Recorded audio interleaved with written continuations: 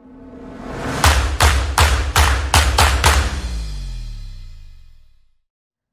everyone, I'm Beta Delisi, and in this video we're going to talk about selling a tenanted property and how the N12 actually works. Well, as a landlord and a realtor selling a tenanted home or a tenanted property, here is what you need to know. Number one, who serves the N12? Is it the seller or the buyer? Well, this is all dependent on the direction or the clause in Schedule A of your agreement of purchase and sale, directing the seller to serve the N12 notice. Without this clause, the seller should not really serve an N12 notice because they will open themselves up to liability. Number two, why is the buyer's declaration important?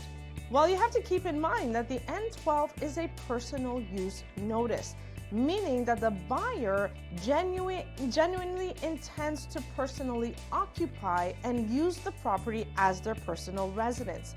And the declaration, which is kind of like an affidavit, informs the board that the buyer genuinely has intent to personally occupy, obviously in good faith and for a period of minimum of 1 year.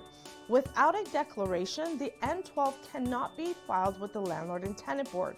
That is a condition of filing the application. Number three, what's the impact of having a firm versus a conditional offer?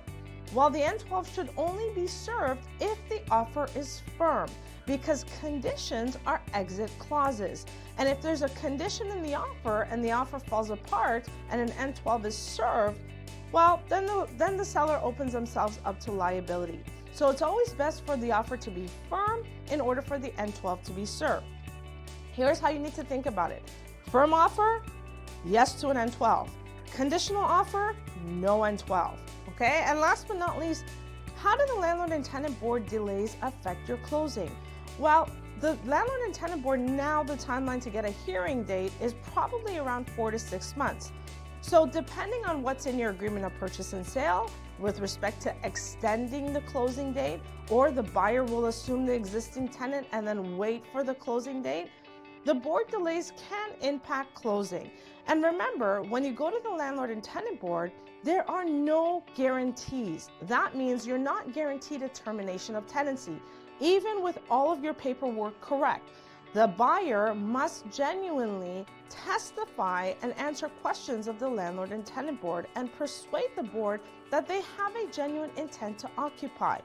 If the buyer is not able to do that, the board will not end the tenancy because the sale of a property is not relevant to the tenancy.